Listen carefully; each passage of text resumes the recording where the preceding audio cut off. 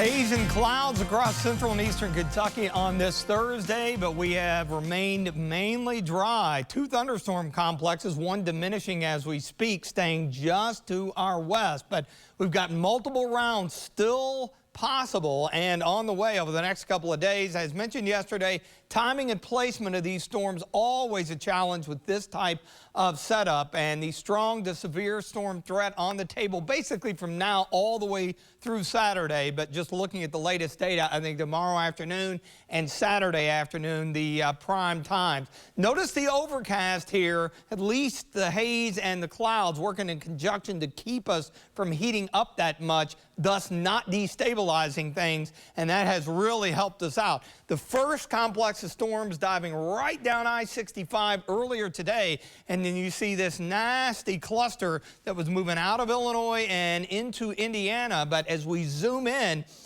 you notice as it got farther east, the lightning really went away, and now it's just weakening out, with the exception of the southwestern edge. This part of the Commonwealth out into western Kentucky, that's where the frontal boundary is located, and that's where we have the highest dew points and the most moisture. So essentially these storms have been chasing their fuel source. Now officially we still have the severe thunderstorm watch till 9 o'clock, including Lexington, but give it a half hour or so, they'll begin to trim counties down as we see this diminish. Just hazy and overcast. Bluegrass Pace Care, Skyview HC Camera Network in Richmond, 79. A little more wind, even though it's light now. We had it 5 to 10, mixing the air up a bit more. Farther east, a little more sun sneaking through the mid to high level overcast, the debris clouds from the earlier showers and storms out to the west. You see the 60s for dew points in most locations, but you get out to the west, and besides having the warm frontal boundary, it's almost a bit of a dew point boundary.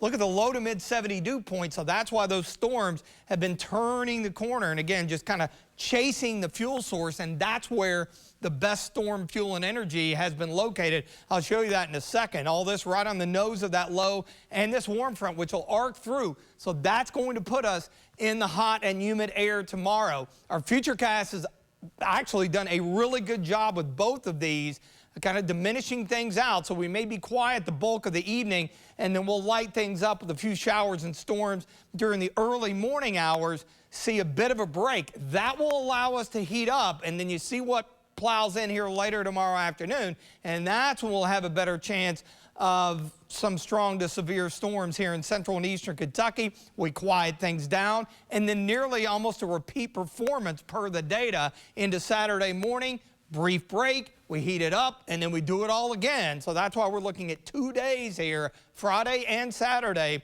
with the strong storm potential. We'll have that boundary off to the northwest and several waves of energy riding along it. I think Sunday a little more widespread activity as that front edge is closer, so not the best way to kick off July and head into the holiday weekend. Obviously plenty of moisture to feed off, very humid with our muggy meter.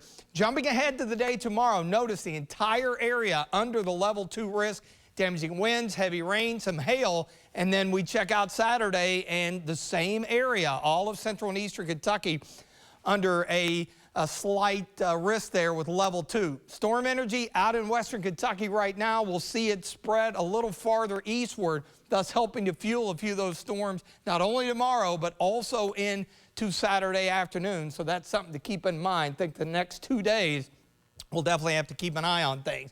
Tonight, warm, a few scattered storms, more so later on beyond what may hold together here for the next hour or so north and west of Lexington. 69, 91 tomorrow. It's going to feel hotter than that. Our heat indices may actually approach the 100-degree mark before some of those storms potentially move in. As mentioned, not the best way to kick off July and the longer holiday weekend. For a lot of folks, we'll see occasional rain and storms through Monday. There is a bit of good news for the holiday on Tuesday. I think mainly just an isolated storm chance with afternoon highs in the upper 80s.